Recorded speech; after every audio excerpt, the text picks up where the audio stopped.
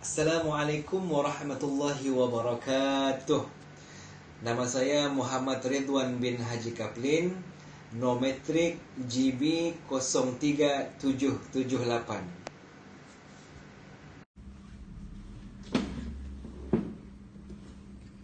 Assalamualaikum warahmatullahi ta'ala wabarakatuh. Saya Muhammad Azwan bin Abdullah, nomor metrik GB 03259. InsyaAllah pada hari ini saya bersama sahabat saya akan menerangkan serba sedikit berkenaan dengan tajuk yang kami pilih, yaitu pelaksanaan fardu kifayah bagi jenazah yang terjangkit wabak COVID-19. Di mana untuk yang kita sudah maklum, pada hari ini dunia telah dilanda dengan penyakit wabak COVID-19 yang telah menyebabkan beribu-ribu berjuta-juta kematian.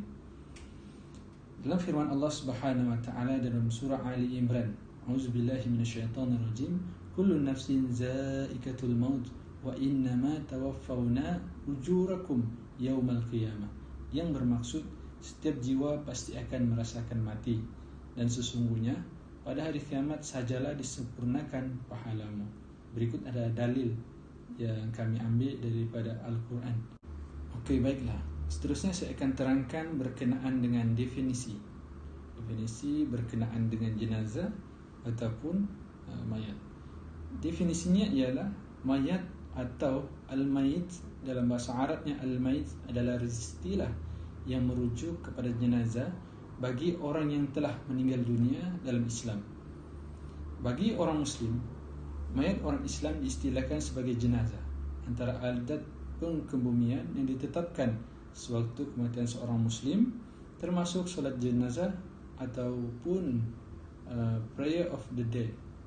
Istilah ini juga digunakan dalam bahasa Arab untuk nama laut mati, al-bahr, al-mayit.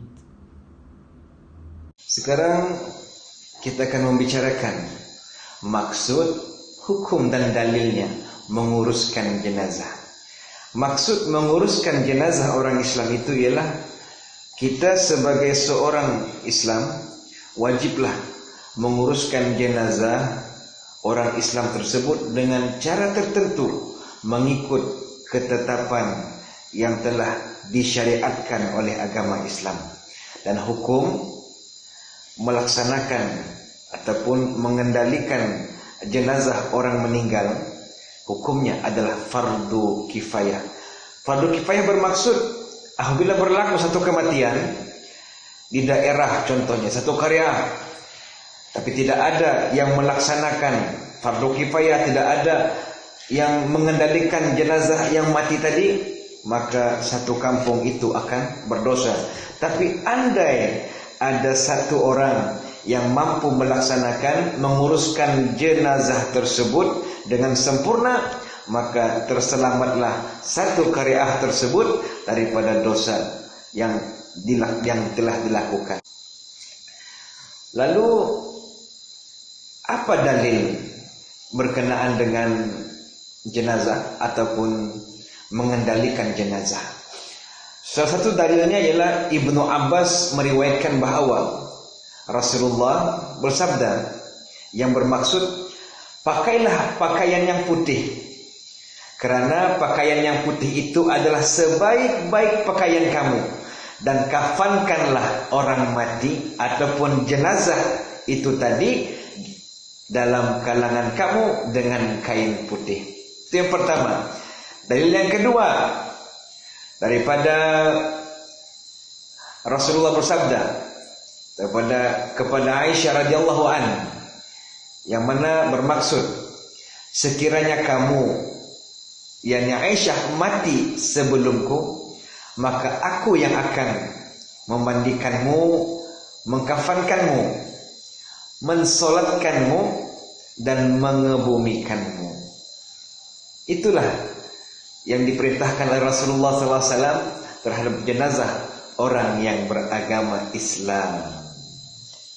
Berikutan berlakunya banyak kematian yang disebabkan oleh COVID-19, terutama bagi orang yang beragama Islam, yang mana kita tahu COVID-19 merupakan pandemik yang berjangkit melalui sentuhan.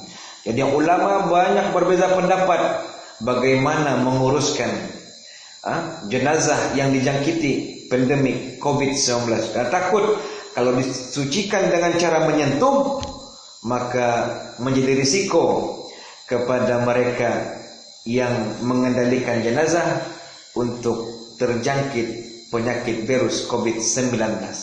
Maka dari sudut pandangan Islam, terutama saya ambil pendapat daripada Buya Yahya, yang ulama Indonesia, mengatakan ada jenazah orang Islam yang tidak perlu dimandikan karena disebabkan oleh sesuatu penyakit yang berjangkit. Contohnya wabak penyakit COVID-19 seperti sekarang ini yang berlaku di negara kita. Itu yang pertama. Jumhur ulama juga berpendapat, antaranya mazhab Syafi'i, mazhab Imam Hanafi, mazhab Imam Maliki, mengatakan selagi tidak dimandikan dan selagi tidak ditayamumkan, maka jenazah disebabkan penyakit COVID-19 tidak perlu disolatkan. Itu pada pendapat yang kedua.